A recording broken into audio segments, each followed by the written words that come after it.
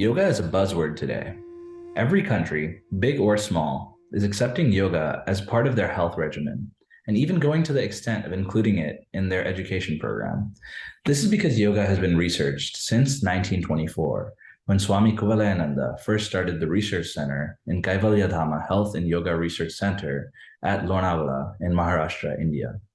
Swami Vivekananda gave a clarion call for combining the best of the East, traditional and classical yoga, with the best of the West, the research methodologies and scientific analysis in 1893.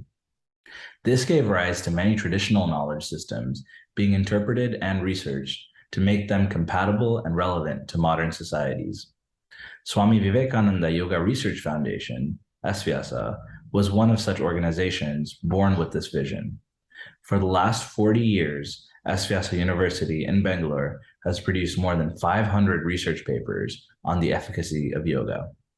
That was followed by many universities and research institutes all over the world taking up research on yoga. In this talk, we will showcase some of the techniques of yoga and their scientific background, as well as give an overview of the research landscape of yoga. Let's take a simple technique of forced nostril breathing called Kapalabhati. This breathing has become popular with many modern yogis like Baba Ramdev, emphasizing the practice. The literal meaning of the term Kapalabhati in Sanskrit is skull shining breathing. This is a practice of forceful exhalation and passive inhalation done in quick succession, anywhere from 60 breaths per minute to 120 breaths per minute, followed by a deep silence for a minute or two, and sometimes, as an advanced practice, the internal retention of breath can also be practiced.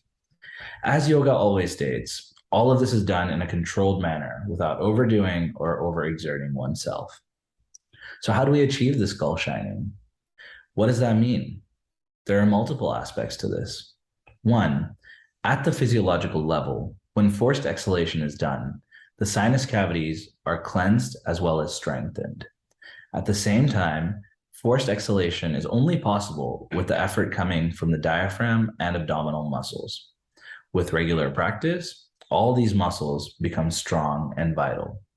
Two, at the neurological level, it helps to push our boundaries for tolerating the elevated levels of oxygen in the bloodstream, followed by elevated levels of carbon dioxide when the breath is held. Also, when the breath slows down after the fast breathing, it increases the parasympathetic response in the body, a state of rest and restore. Three, at the psychological level, when one practices mild hyperventilation followed by a period of slow breathing or the cessation of breath, it trains the mind to go into a deep silence.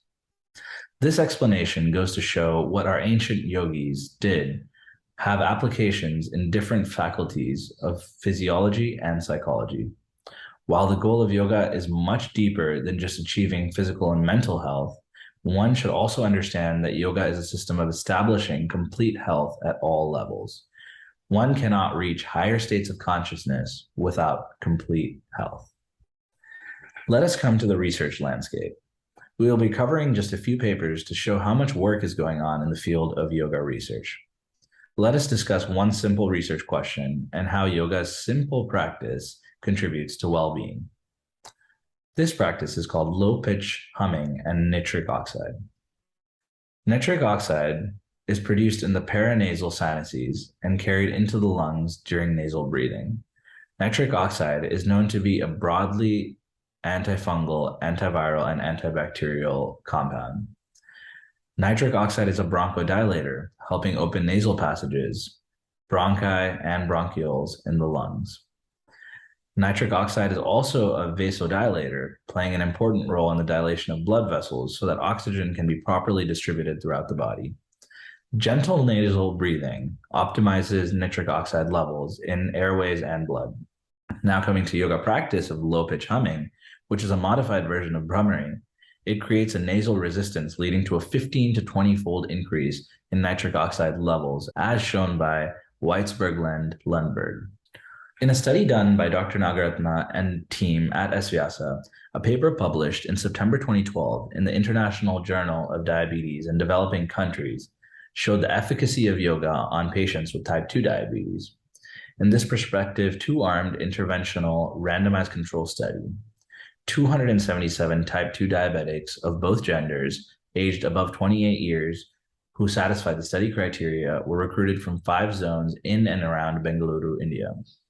They were allocated to a yoga-based lifestyle modification program or exercise-based lifestyle modification program. Integrated yoga special technique for diabetes, including yoga asanas, pranayama, meditation, and lectures on yogic lifestyle were implemented. The control interventions included physical exercises and lifestyle education. Blood glucose, HbA1c, and lipid profile were assessed at baseline and after 9 months. The results were quite encouraging. There was a reduction in medications needed for the patients in the yoga group compared to the control group. Fasting blood sugar reduced only in the yoga group. Good cholesterol also improved, and there were significant reductions within groups in PPBG, in HbA1c, triglycerides, VLDL, and total cholesterol.